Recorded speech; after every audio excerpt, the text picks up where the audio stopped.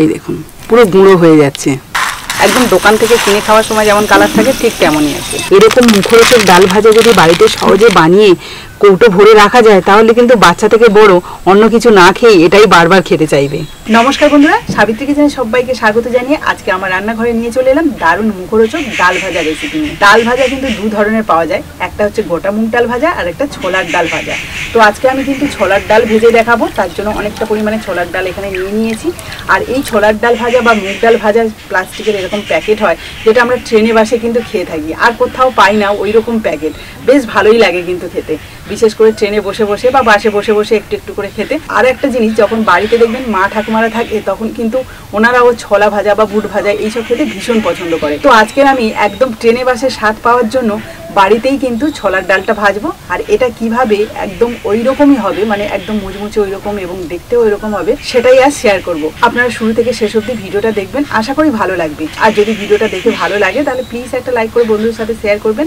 আর যারা আমার নতুন বন্ধু আছেন তারা যদি ইউটিউব থেকে দেখে থাকেন তাহলে প্লিজ চ্যানেলটাকে সাবস্ক্রাইব করে রাখবেন। আর যারা ফেসবুক থেকে দেখছেন তারা ফেসবুক পেজটাকে ফলো করে দেবেন। তাহলে চলুন আজকে রেসিপিটা শুরু করি।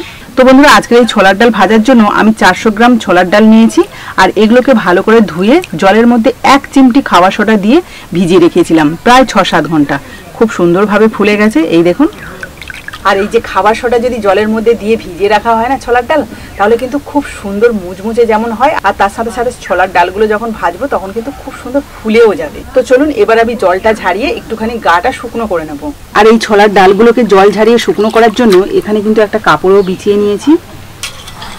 এবার সরাসরি আমি জল থেকে এইভাবে তুলে নিচ্ছি।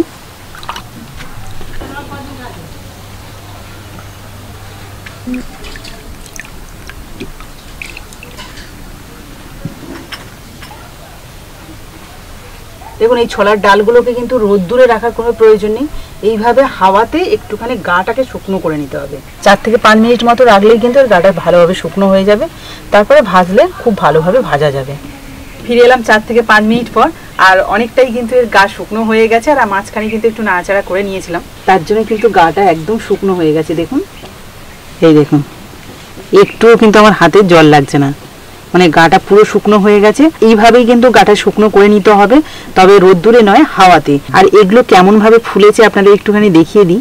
এই দেখুন, হাত দিয়ে কিন্তু চাপ দিলে ভেঙে যাচ্ছে, মানে এই 6-7 ঘন্টা ভিজিয়ে রাখার ফলে কিন্তু এরকম নরম হয়ে গেছে। প্রথমে যে প্রসেসগুলো আমি করেছি সেগুলো আপনাদের যেভাবে বললাম ঠিক একইভাবে করবেন, দেখবেন একদম দোকানের মতো এই ছোলা ভাজাটা হবে। তো চলুন এটা এইভাবে হাওয়াতে থাক, আর ততক্ষণে আমি উনুনটা ধরিয়ে তেলটাকে গরম করতে দিই। উনুনটা ভালোভাবে ধরে গেছে, এবার একটা কড়াই বসিয়ে দিচ্ছি। ভাজার জন্য কড়াইয়ের মধ্যে দিয়ে দিচ্ছি সাদা তেল কিছুটা। তেলটাকে বেশ ভালো করে গরম করে নিয়েছি। এবার আমি এই যে 1 মুঠো করে নেব আর তেলের মধ্যে ছেড়ে দেব। প্রত্যেকটা ছোলার ডাল ভাজা হয়ে গেলে কিন্তু আপনি তেলের উপর ভেসে উঠবে। দেখুন, এখন কিন্তু আঁচটাকে আমি মিডিয়াম রেখেছি, আর তেলটাকে কিন্তু ভালোভাবে গরম করে তারপরে ছোলার ডালগুলো আমি তেলের মধ্যে ছেড়েছিলাম। এবার এখন দেখুন কিছুক্ষণ, মানে প্রায় 30 সেকেন্ড কি 60 সেকেন্ড মতো হতে যায়, এই ছোলাগুলো সুন্দরভাবে ভাজা হয়ে তেলের উপর কত সুন্দর ভেসে উঠেছে। আর যতক্ষণ না এইভাবে তেলের উপর ভেসে উঠছে বা বাবলসটা কমে যাচ্ছে ততক্ষণ কিন্তু এই তেলের উপর রাখতে হবে। আর এই সময় যদি আঁচটা কোনোভাবে বেশি হয়ে যায় তাহলে কিন্তু গাটা কালো হয়ে যাবে, তখন দেখতে ভালো লাগবে না। তাই আঁচটাকে মিডিয়াম রেখে এগুলোকে কিন্তু ভেজে নিতে হবে। দেখুন, তেলের উপরে কিন্তু বাবলস প্রায় নেই বলতে গেলে। এবার আমি ছোলার ডালগুলো তুলে নেব তেল থেকে। তো তার জন্য 2টো ঝাঁঝরি নিয়েছি, এই দেখুন। এইভাবে নিলে একবারেই কিন্তু সব উঠে যাবে। আবার 1 মুঠো আমি তেলের মধ্যে দিয়ে দিচ্ছি। পরেগুলো একইভাবে ভেজে নিলাম, আর কালারটাও দেখুন কত সুন্দর আছে, একদম দোকান থেকে কিনে খাওয়ার সময় যেমন কালার থাকে ঠিক তেমনই আছে। তো চলুন এগুলোকেও তুলে নিই।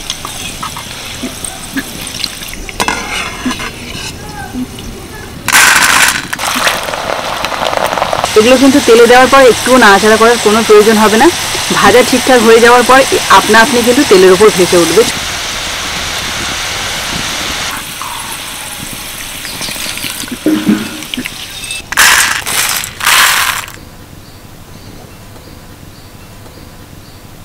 তো বন্ধুরা, সবগুলো ছোলার ডাল কিন্তু বেশ সুন্দর করে একদম অল্প সময়ের মধ্যে ভেজে নিয়েছি, আর দারুণ কিন্তু ভাজা হয়েছে। আওয়াজটা শুনতে পাচ্ছেন? আর দেখতেও কিন্তু কত সুন্দর হয়েছে দেখুন। এই ছোলার ডালটা প্লেন কিন্তু এভাবেও খাওয়া যায়, তবে এর সাথে যদি একটু মশলা দেওয়া হয় তাহলে আরও ভালো লাগবে, তাই আমি এটাকে মশলাদার করব। আর তার সাথে সাথে এর সাথে কিছুটা শুকনো লঙ্কা আর কারি পাতাও দেবো, তো সেগুলোও ভেজে নেব। এখানে আমি 2টো শুকনো লঙ্কা নিয়ে নিয়েছি, তেলের মধ্যে দিয়ে দিচ্ছি ভালোভাবে ভেজে নেওয়ার জন্য। লঙ্কা দুটো ভালো করে ভেজে নিলাম। এবার 3টে কারি পাতার ডাল নিয়ে নিয়েছি, এগুলোকেও ভেজে নেব।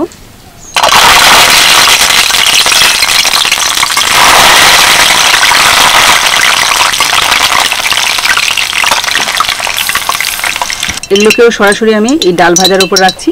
এবার একটা মশলা রেডি করে নেব। তার জন্য আমি একটা বাটির মধ্যে 1/2 চামচ নিয়ে নিয়েছি কাশ্মীরি লঙ্কার গুঁড়ো, নিয়ে নিয়েছি অল্প একটু বিট নুন, সামান্য একটু আমচুর পাউডার, আর নিয়ে নিয়েছি চিনি আর পুদিনা পাতা পাউডার। একসাথে আমার এই মিশ্রণটা রেডি করা ছিল আগে থেকে, তাই দিয়ে দিচ্ছি। আপনারা চাইলে শুধুমাত্র চিনিটাকে গুঁড়ো করেও দিতে পারেন। ভালো করে এবার মিশিয়ে নেব। মিশ্রণটাকে ভালোভাবে রেডি করে নিলাম। এবার আমি ডাল ভাজার উপর দিয়ে দেবো, তবে তার আগে কারি পাতাগুলো এইভাবে নিয়ে নিচ্ছি। এই যে এবার মশলাটাকে এইভাবে ছড়িয়ে দিচ্ছি। এবার এটাকে মাখিয়ে নিতে হবে। আমি কিন্তু মশলাটা খুব কম পরিমাণেই ব্যবহার করছি, বাচ্চা থেকে বড় সবাই যাতে খেতে পারে তার জন্য।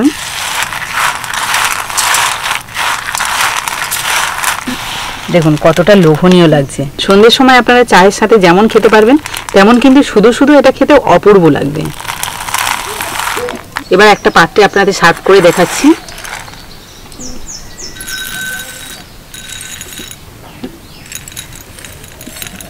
দেখুন দেখতে কতটা সুন্দর লাগছে। এরকম মুখরোচক ডাল ভাজা যদি বাড়িতে সহজে বানিয়ে কৌটো ভরে রাখা যায় তাহলে কিন্তু বাচ্চা থেকে বড় অন্য কিছু না খেয়ে এটাই বারবার খেতে চাইবে। এই দেখুন পুরো গুঁড়ো হয়ে যাচ্ছে। বুঝতে পারছেন, আমরা যখন বাড়িতে এই ছোলার ডাল ভাজি তখন কিন্তু হাত দিয়ে এরকম চাপলে গুঁড়ো হয় না। ট্রেনে বাসে যেগুলো বিক্রি হয় সেগুলো শুধু বিট নুন দিয়েও বিক্রি হয়, আবার একটুখানি মশলা দেওয়া থাকে, কিন্তু কারি পাতা বা শুকনো লঙ্কা দেওয়া থাকে না। কিন্তু আমি এগুলো দিয়ে আরও মুখরোচক করেছি। তো এবার স্বাদটা কেমন হয়েছে আপনাদের একটু খেয়ে বলি। এই যে নিয়ে নিয়েছি কারি পাতা সমেত।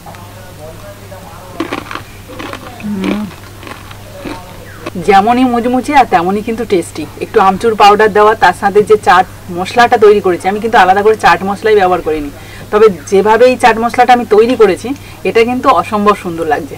মানে একটু হালকা টক টক, নুন নুন, ঝাল ঝাল সব রকমই রয়েছে। আপনারাও কিন্তু এইভাবে সহজ পদ্ধতিতে চাট মশলা না কিনেও এরকম একটা মশলাদার ছোলার ডাল ভাজা করে নিতে পারেন, ভীষণ ভালো লাগবে। তো আজকের এই ভিডিওটা আশা করি আপনাদের ভালো লেগেছে, আর ভালো যদি লাগে তাহলে প্লিজ একটা লাইক করে দিন, আর বন্ধুদের সাথে অবশ্যই শেয়ার করুন।